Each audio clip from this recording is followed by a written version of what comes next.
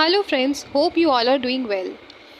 अभी से लेकर के कुछ लेक्चर्स जो आने वाले हैं उनमें हम पढ़ेंगे ब्रिटिश की इकोनॉमिक पॉलिसीज़ के बारे में। उनकी अलग अलग पॉलिसीज़ क्या रही हैं, उनका अपना लेजिस्लेटिव स्ट्रक्चर कैसा था और उनकी जो अलग अलग पॉलिसीज़ रही हैं सिविल सर्विसेज को लेके, पुलिसिंग सिस्टम को लेके, जुडिशरी सिस्टम को लेकर के, और उन्होंने सिविल सर्विसेज में जो जो चेंजेस किए थे इन सब के बारे में हम पढ़ेंगे और उन सब का इकोनॉमिक इम्पैक्ट इंडिया पर क्या पड़ा। ठीक है, ये भी हम देखेंगे। तो आज के लेक्चर में हम देखने वाले हैं लेजिस्लेटिव स्ट्रक्चर के बारे में कि ब्रिटिश का अपना लेजिस्लेटिव स्ट्रक्चर कैसा था। देखिए, जो ब्रिटिश ईस्ट इंडिया कंपनी थी वो उस टाइम पे अपने जो ऑफिसर्स थे उनको सबसे ज़्यादा सैलरी प्रोवाइड करती थी। जो ब्रिटिश के ऑफिशियल्स थे, प्राइवेट ऑफिसर्स थे, उनको ईस्ट इंडिया कंपनी दुनिया में सबसे ज़्यादा सैलरी पे करने वाली कंपनी थी उस टाइम पे। जो अपने एम्प्लॉयर्स को, जो अपनी ऑफिसर्स हैं, उनको सबसे ज़्यादा सैलरी देती थी। ठीक है, उस पॉइंट ऑफ टाइम पे, मतलब उस समय में ईस्ट इंडिया कंपनी अपने ऑफिसर्स को दुनिया में सबसे ज़्यादा सैलरी देती थी। तो और इसके साथ साथ ये ब्रिटिश पार्लियामेंट में भी अपना बहुत ज़्यादा रेवेन्यू का हिस्सा पार्लियामेंट में पहुंचाया करती थी, ब्रिटिश पार्लियामेंट में। इसी वजह से जो ब्रिटिश पार्लियामेंट था उसने अपनी आर्मी भेजी हुई थी ईस्ट इंडिया कंपनी को प्रोटेक्ट करने के लिए, है ना। हम ये पहले भी देख चुके थे कि ब्रिटिश पार्लियामेंट ने ईस्ट इंडिया कंपनी को प्रोटेक्ट करने के लिए अपनी आर्मी भेजी हुई थी, क्योंकि ईस्ट इंडिया कंपनी बहुत ज़्यादा रेवेन्यू कलेक्ट करके ईस्ट इंडिया कंपनी भेजती थी हमारे ब्रिटिश पार्लियामेंट को। तो आप देख सकते हो कि ब्रिटिश ईस्ट इंडिया कंपनी एक प्राइवेट कंपनी के तौर पर इंडिया पे आई, लेकिन इनिशियली एक ट्रेडर्स की तरह ही आई थी।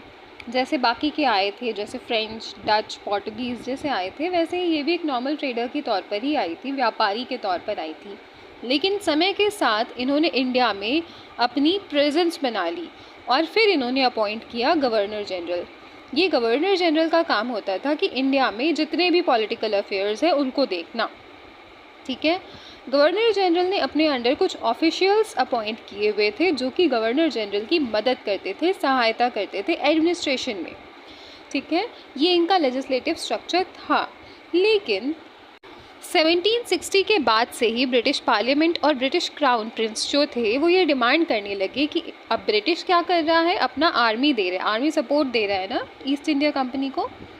तो क्योंकि ब्रिटिश पार्लियामेंट और क्राउन ईस्ट इंडिया कंपनी को अपना आर्मी सपोर्ट दे रहा है, तो ईस्ट इंडिया कंपनी को अपने शेयर्स पार्लियामेंट को बेच देना चाहिए। मतलब उनकी जो कंपनी है उसमें शेयर होल्डर बना दे वो ब्रिटिश पार्लियामेंट को। ये डिमांड करने लगी ब्रिटिश पार्लियामेंट और ब्रिटिश क्राउन। ठीक है, क्योंकि हम आपको अपनी आर्मी सपोर्ट दे रहे हैं तो आप अपना जो रेवेन्यू है उसका एनुअल डिविडेंड, सालाना का जो डिविडेंड हो रहा है वो तो दीजिए ही दीजिए, साथ ही साथ हमें अपनी कंपनी का शेयर होल्डर भी, मालिकाना हक भी दीजिए। ठीक है, अब ब्रिटिश पार्लियामेंट कह रही है कि हमें अपनी कंपनी में मालिकाना हक भी दीजिए। देखो, ब्रिटिश ईस्ट इंडिया कंपनी ना बहुत इम्पॉर्टेंट थी ब्रिटिश पार्लियामेंट के लिए, क्योंकि वहाँ बहुत सारा अमाउंट ऑफ मनी, बहुत सारी जो एनुअल डिविडेंड है, बहुत सारा रेवेन्यू जो वहाँ जा रहा है, पार्लियामेंट में जा रहा है, वो ईस्ट इंडिया कंपनी भेज रही है। तो बहुत सारे पैसे ईस्ट इंडिया कंपनी भेजती है ब्रिटिश पार्लियामेंट को। इसीलिए ईस्ट इंडिया कंपनी की टेरिटरीज़ इंडिया में सुरक्षित रहें, इसकी जिम्मेदारी रखना ब्रिटिश पार्लियामेंट की एक बहुत ज़रूरी जिम्मेदारी हो चुकी थी, क्योंकि बहुत सारा पैसा यहाँ से, उनको बहुत सारा प्रॉफिट यहाँ से मिल रहा था। ठीक है, इस वजह से 1773 में ब्रिटिश पार्लियामेंट ने सबसे पहले रेगुलेटिंग एक्ट लगाया था ईस्ट इंडिया कंपनी पे। ठीक है, तो रेगुलेटिंग एक्ट 1773 का ये पहला अटेम्प्ट था ब्रिटिश पार्लियामेंट का, जिससे कि वो ईस्ट इंडिया कंपनी को रेगुलेट करती। अब देखिए इस एक्ट में था क्या। फर्स्ट एक्ट था ये 1773 का एक्ट था। इसमें ये था कि सबसे पहले ब्रिटिश पार्लियामेंट ने एक गवर्नर जनरल अपॉइंट करके रखा था। ठीक है, और ये गवर्नर जनरल इंडिया में जितने भी ईस्ट इंडिया कंपनी के डे टू डे, रोज़मर्रा की जितनी भी रिस्पॉन्सिबिलिटीज़ थी, जितने भी डिसीजंस लेने थे, ईस्ट इंडिया कंपनी की तरफ से गवर्नर जनरल लेंगे। ठीक है, गवर्नर जनरल अपॉइंट कर दिया। अब ये गवर्नर जनरल फैसले लेंगे जो भी लेना है, और उसके बाद वो सारे इम्पॉर्टेंट डिसीजंस जो उन्होंने लिए हैं, वो ये सारे ज़रूरी फ़ैसले जो गवर्नर जनरल ने ईस्ट इंडिया कंपनी की तरफ से इंडिया में लिए हैं, उनके बारे में वो ब्रिटिश पार्लियामेंट को बताते रहेंगे। ठीक है, लेकिन गवर्नर जनरल ऐसा नहीं कर रहे थे। गवर्नर जनरल या तो गलत रिपोर्ट दे रहे थे या तो रिपोर्ट देने में बहुत देरी कर दे रहे थे। ठीक है, तो क्योंकि गवर्नर जनरल मिस रिपोर्ट कर रहे थे, मतलब गलत रिपोर्टिंग कर दे रहे थे, एक्शंस कुछ और ले रहे थे और वहाँ पे ब्रिटिश पार्लियामेंट को कुछ और बता रहे थे, या तो इतनी देरी कर दे रहे थे अपने रिपोर्टिंग देने में ब्रिटिश पार्लियामेंट को, कि जिस वजह से ये जो एक्ट था हमारा फर्स्ट एक्ट, जिसको हमने रेगुलेटिंग एक्ट 1773 बोला, ये टूट गया, ब्रोक डाउन हो गया, ये सफल नहीं रहा। ठीक है, फेल हो गया। क्यों? क्योंकि गवर्नर जनरल या तो मिस रिपोर्ट कर दे रहे थे या तो फिर वो डिले कर दे रहे थे अपनी रिपोर्टिंग करने में। ठीक है, तो ये फर्स्ट अटेम्प्ट था लेकिन ये फेल हो गया। फिर ब्रिटिश ईस्ट इंडिया कंपनी को रेगुलेट करने के लिए ब्रिटिश पार्लियामेंट ने सेकेंड अटेम्प्ट किया, दूसरा एक एक्ट लाया, दूसरा अटेम्प्ट किया 1784 में, जिसको पिट्स इंडिया रेगुलेटिंग एक्ट कहते हैं। Pitt's India regulating act. इस एक्ट में क्या था कि गवर्नर जनरल थे, गवर्नर जनरल अब रिपोर्ट करेंगे बोर्ड ऑफ डायरेक्टर्स को। ठीक है, पहले वाले एक्ट में गवर्नर जनरल डायरेक्टली पार्लियामेंट को रिपोर्ट करते थे, लेकिन अब second attempt Pitt's India act में इन्होंने बोर्ड ऑफ डायरेक्टर्स बना दिया था। ठीक है, अब क्या होगा, गवर्नर जनरल पहले बोर्ड ऑफ डायरेक्टर्स को बताएंगे जो भी उन्होंने फैसले लिए हैं, जो भी उनके डिसीजंस रहे हैं, फिर बोर्ड ऑफ डायरेक्टर्स उन सारे डिसीजंस को ब्रिटिश पार्लियामेंट को बताएंगे। ठीक है, तो गवर्नर जनरल रिपोर्ट करेंगे बोर्ड ऑफ डायरेक्टर्स को और board of directors further report करेंगे ब्रिटिश पार्लियामेंट को। ठीक है, और ये बोर्ड ऑफ डायरेक्टर्स क्या था? बोर्ड ऑफ डायरेक्टर्स में 2 कैबिनेट मिनिस्टर्स होते थे ब्रिटिश गवर्नमेंट के। ठीक है, 2 कैबिनेट मिनिस्टर्स ब्रिटिश गवर्नमेंट के इलेक्टेड होते थे बोर्ड ऑफ डायरेक्टर्स में, जो इंडिया में नहीं था। ये बोर्ड ऑफ डायरेक्टर्स आपका लंदन में लोकेटेड था। ठीक है, तो ये बोर्ड ऑफ डायरेक्टर्स में आपके 2 कैबिनेट मिनिस्टर्स होते थे जिनको गवर्नर जनरल से रिपोर्ट लेनी होती थी और फर्दर ब्रिटिश पार्लियामेंट को भेज देनी होती थी। अब इस एक्ट में ये भले ही सक्सेसफुल अटेम्प्ट रहा, ठीक है, पिट्स इंडिया रेगुलेटिंग एक्ट एक सक्सेसफुल अटेम्प्ट था, लेकिन कुछ प्रॉब्लम्स इनमें भी रही। पिट्स इंडिया एक्ट में भी कुछ प्रॉब्लम्स रही, जैसे बोर्ड ऑफ डायरेक्टर्स जो शेयर होल्डर थे, जो इंडिया में नहीं थे, लंदन में थे। अब यहाँ पे बोर्ड ऑफ डायरेक्टर्स या तो अपनी रिपोर्टिंग को थोड़ा डिले कर देते थे या मिस रिपोर्ट कर देते थे इन्फॉर्मेशन को। ठीक है, जो गवर्नर जनरल से इन्फॉर्मेशन बोर्ड ऑफ डायरेक्टर्स को मिल रही थी वो उसको चेंज कर देते थे, कुछ ना कुछ चेंजेस करके ब्रिटिश पार्लियामेंट को बताते थे, जिसकी वजह से या तो गवर्नर जनरल की रिपोर्टिंग टाइम पे नहीं पहुंचती थी या थोड़ी चेंज्ड फॉर्म में ब्रिटिश पार्लियामेंट तक पहुंचती थी। पर जो भी हो, फाइनली एक फर्स्ट सक्सेसफुल अटेम्प्ट था जिसके थ्रू ब्रिटिश पार्लियामेंट ने ईस्ट इंडिया कंपनी को रेगुलेट किया। ठीक है, ये सक्सेसफुल क्यों था? इसलिए था क्योंकि 1784 के बाद जो नेक्स्ट अटेम्प्ट करते हैं, थर्ड अटेम्प्ट रेगुलेट करने के लिए, वो ब्रिटिशर्स करते हैं 1858 के बाद। ठीक है, तो तब तक हमारा पिट्स इंडिया रेगुलेटिंग एक्ट ही चल रहा था। ओके, नाउ यहाँ पे एक इम्पॉर्टेंट बात ये है कि अगर क्वेश्चन में आए कि which was the first attempt of East India Company to regulate which was the first attempt of British Parliament to regulate East India Company, तो आपको अगर ऑप्शंस में पिट्स इंडिया रेगुलेटिंग एक्ट 1784 दिया हो और रेगुलेटिंग एक्ट 1773 दिया होगा, तो आप किसको चूज़ करोगे? The first attempt. देखो, फर्स्ट अटेम्प्ट लिखा है तो फर्स्ट अटेम्प्ट तो हमारा रेगुलेटिंग एक्ट 1773 ही था ना। लेकिन अगर क्वेश्चन में पूछा जाए कि which was the first successful attempt of British Parliament to control British East India Company, तो आप इसमें पिट्स इंडिया रेगुलेटिंग एक्ट करोगे ऑप्ट। ठीक है, क्यों? क्योंकि फर्स्ट एक्ट तो रेगुलेटिंग एक्ट था लेकिन वो फेल हो गया, लेकिन फर्स्ट सक्सेसफुल अटेम्प्ट हमारा पिट्स इंडिया रेगुलेटिंग एक्ट था। तो क्वेश्चन में ध्यान देना है, फर्स्ट अटेम्प्ट पूछ रहा है या फर्स्ट सक्सेसफुल अटेम्प्ट पूछ रहा है। ठीक है, पर देखिए 1784 के बाद से ही जो ब्रिटिश में बाकी के ट्रेडर्स थे ना, ब्रिटिश इंग्लिश ट्रेडर्स जो थे, वो धीरे धीरे ना ब्रिटिश गवर्नमेंट पे, ब्रिटिश पार्लियामेंट पे ये प्रेशर लगाने लगे, ये बोलने लगे, दबाव डालने लगे उन पे कि आपने ईस्ट इंडिया कंपनी को ही इतनी मोनोपोली क्यों दे रखी है, इतना trading privilege east India company को ही क्यों दिया हुआ है इंडिया के साथ। ठीक है। क्यों बाकी के ट्रेडर्स, बाकी के इंग्लिश ट्रेडर्स वहाँ जा कर के ट्रेड नहीं कर सकते, क्यों सिर्फ ईस्ट इंडिया कंपनी ही ट्रेड कर सकती है? ठीक है। तो ब्रिटिश पार्लियामेंट में बहुत ज़्यादा प्रेशर में आ गया था और बहुत क्रिटिसिज्म, आलोचना बहुत हो रही थी ब्रिटिश पार्लियामेंट की, क्योंकि उन्होंने ईस्ट इंडिया कंपनी को बहुत ज़्यादा मोनोपोली दी हुई थी। ठीक है। तो इस पर ईस्ट इंडिया कंपनी ने आर्ग्यू किया कि हमने मोनोपोली क्यों दिया है, इसको जस्टिफाई किया ये कहते हुए कि हमारी ब्रिटिश पार्लियामेंट की सोर्स ऑफ रेवेन्यू का एक बहुत बड़ा हिस्सा आता है इंडिया से, जो ईस्ट इंडिया कंपनी हमें भेजती है, जिसके वजह से हमारे ब्रिटिश के लोगों का फ़ायदा होता है। तो क्योंकि ब्रिटिश पार्लियामेंट सपोर्ट इसीलिए कर रही है ईस्ट इंडिया कंपनी को, क्योंकि वहाँ से आने वाले पैसों की वजह से ब्रिटिश लोगों का बहुत ज़्यादा फ़ायदा हो रहा है, बहुत ज़्यादा फाइनेंशियल सपोर्ट मिल रहा है ब्रिटिशर्स को। लेकिन फिर भी बढ़ते हुए दबाव के कारण ब्रिटिश पार्लियामेंट ने अब कुछ चेंजेस करने शुरू कर दिए थे। इसकी वजह से उन्होंने, इस दबाव की वजह से उन्होंने चार्टर एक्ट लाया था 1813 का। ठीक है, चार्टर एक्ट ऑफ 1813, 1813। इसमें उन्होंने ईस्ट इंडिया कंपनी से जो ट्रेडिंग प्रिविलेजेस थे ना, वो धीरे धीरे छीनने शुरू कर दिए थे। अब यहाँ पर जो चार्टर एक्ट 1813 था, इसमें उन्होंने जितने भी मोनोपोली दे रखी थी ना उन्होंने ईस्ट इंडिया कंपनी को ट्रेड करने के लिए इंडिया के साथ, वो सारी वापस ले ली। ठीक है। और ये अलाउ कर दिया कि जितने भी इंग्लिश ट्रेडर्स हैं, जितने बाकी के सिटीजन्स हैं, वो सारे इंडिया के साथ ट्रेड कर सकते हैं, व्यापार कर सकते हैं। उन्होंने अब क्या किया है, देखिए, ब्रिटिश पार्लियामेंट ने ईस्ट इंडिया कंपनी की मोनोपोली छीन ली। ये कहा कि अब बाकी के इंग्लिश ट्रेडर्स भी ट्रेड कर सकते हैं, इंडिया के साथ व्यापार कर सकते हैं।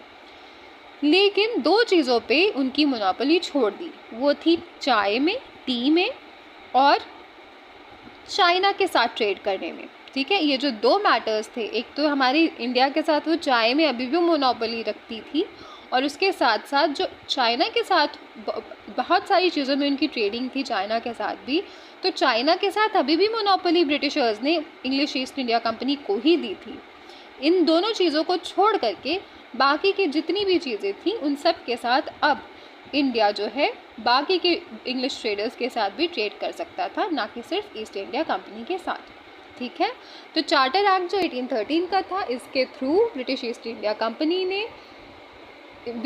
इंडिया कंपनी से सारी मोनोपोली छीन ली गई, एक्सेप्ट दो टॉपिक्स पे। पहली चीज़ ये थी कि जो चाय के साथ उनकी हमारी मोनोपोली थी वो अभी भी रहेगी, और चाइना के साथ जो मोनोपोली थी, अलग अलग कमोडिटीज़, अलग अलग चीज़ों में वो चाइना से भी व्यापार करते थे, तो उनमें अभी भी चाइना के साथ व्यापार करने के लिए मोनोपोली छोड़ दी गई थी।